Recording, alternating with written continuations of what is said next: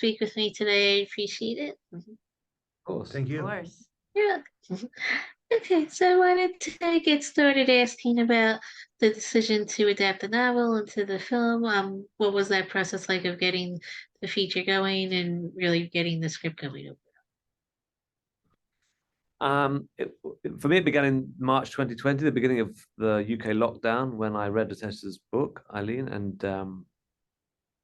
very quickly after I'd read it, we managed to meet on Zoom and had a conversation about the possibility of adapting it for screen.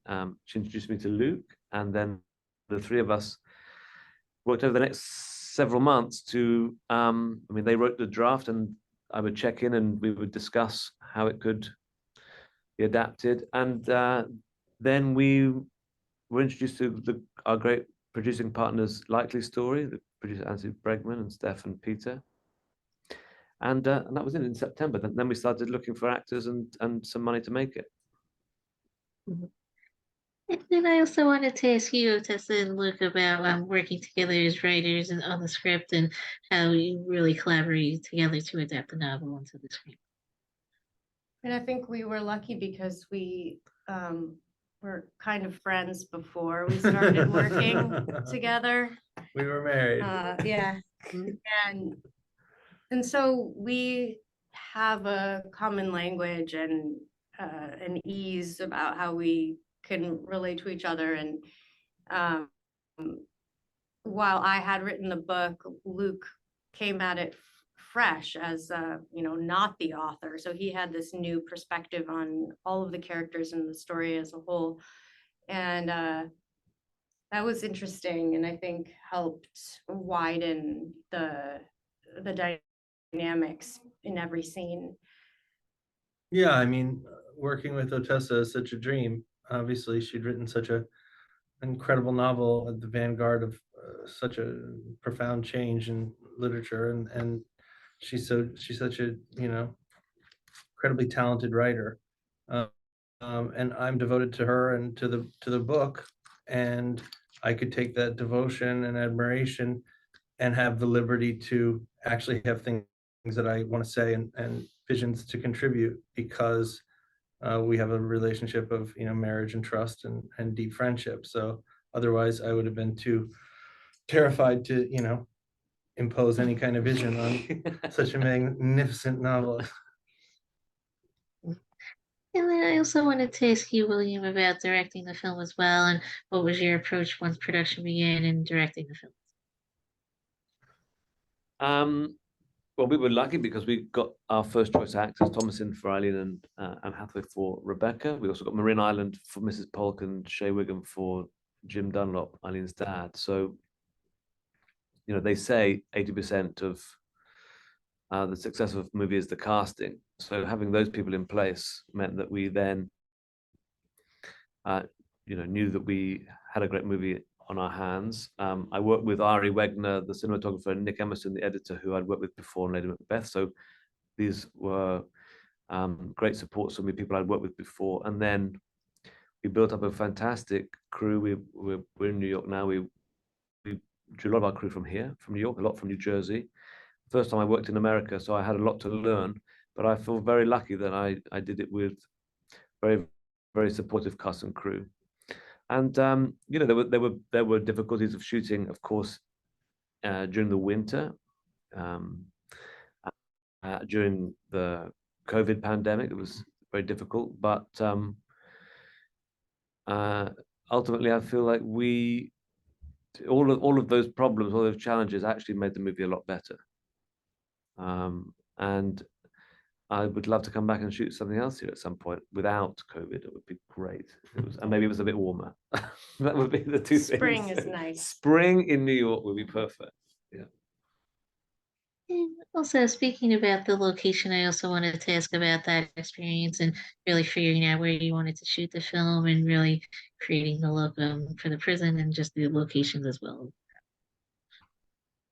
Well, you knew the area pretty well, didn't you? So, it's worth saying that every decision that was made in terms of casting locations and what have you, like, we did it together. It was a real collaboration that, no decision was sort of made in isolation. And that also is the same for the producers and the finances as well, who we trusted enormously in making this film.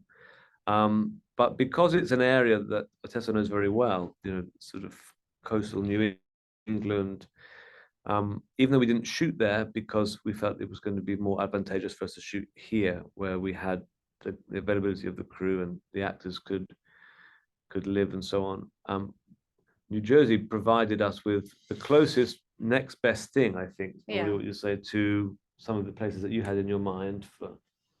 Yeah, and we got the ocean in there, which Yeah. was very key. Yeah. We got the winter of it all. Got And snow, for yeah, sure. there was snow. I just have to say, you can't think of the ocean in this film or any of this film without the score. Yeah. That's true. I mean, I think the mood of the film is also evoked so much in its soundtrack. Yeah. Yeah, it gives it an era and a time and a place Yeah. in some way that, yeah, is also a nod to the genre that it's in. Yeah, totally.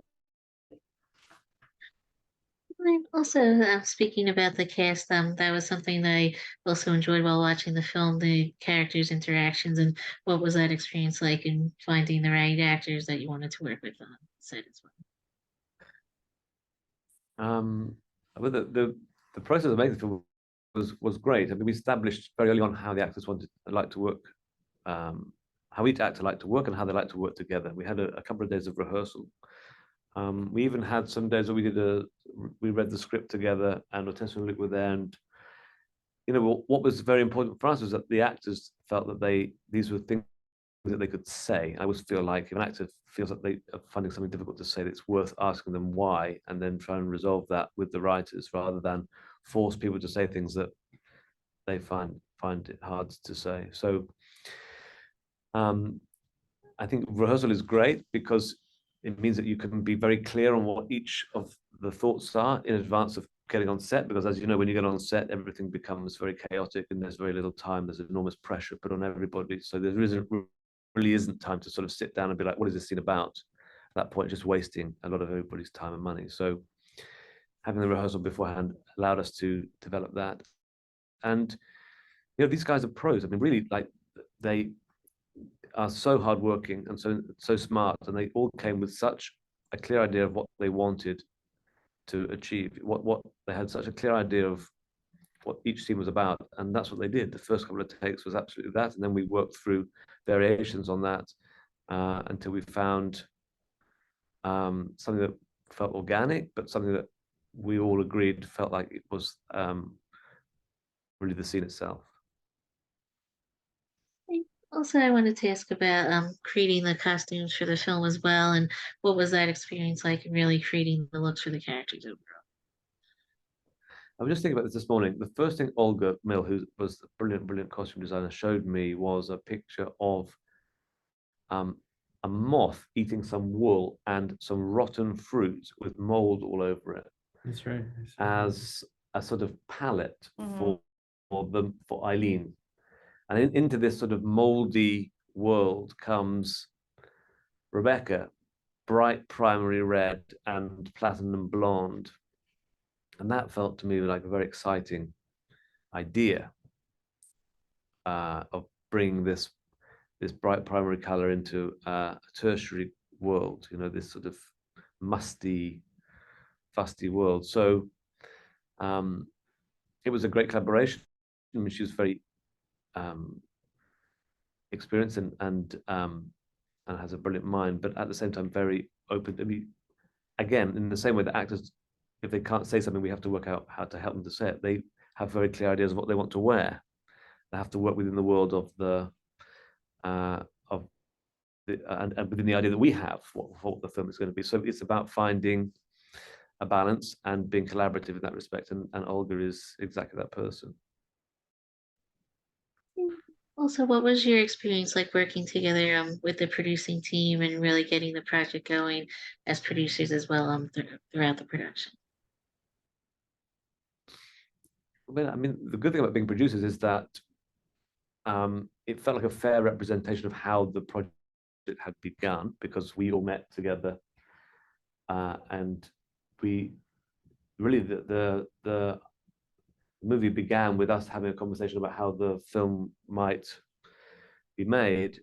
And then obviously, we've not ever ever produced a film before. So bringing on Likely Story, with all of their extraordinary experience, Anthony Bregman's many, many years of movie making, Steph and Peter as well, his colleagues, was great because it just got richer and better. Then we had all of their expertise in terms of, then going back into the script, thinking about how we would then start to break it down to be shot, about where we would shoot it and so on. It was a very happy collaboration. And also, I wanted to ask about the distribution and coming up with the theatrical release after playing at Sundance, and what was that process like of really getting the distribution, and why did you feel that a theatrical release is beneficial for this film? Well, we all love watching movies in cinema. So, I mean, to find a distributor these days who will guarantee a theatrical run is very rare, but we thought it was an important part of this movie's life going forward. Neon were really our dream distributor from the beginning, because we love the movies that they have distributed before. And they just really got the film. When they saw it, they said, if Neon was going to make a Christmas movie, this would be the Christmas movie Neon would make. So we felt like we were in the best hands. So when when they took it on, we were just delighted. And we should say also that we're working with Universal as well in the rest of the world. So Neon here in the US and Focus in the rest of the world, and that collaboration of those two distributors is really perfect, I think. Obviously, you just want people who understand the film and will give it the best launch, and Neon are exactly that company. I think that was mainly it, but thank you all again for taking the time to speak with me. I appreciate it.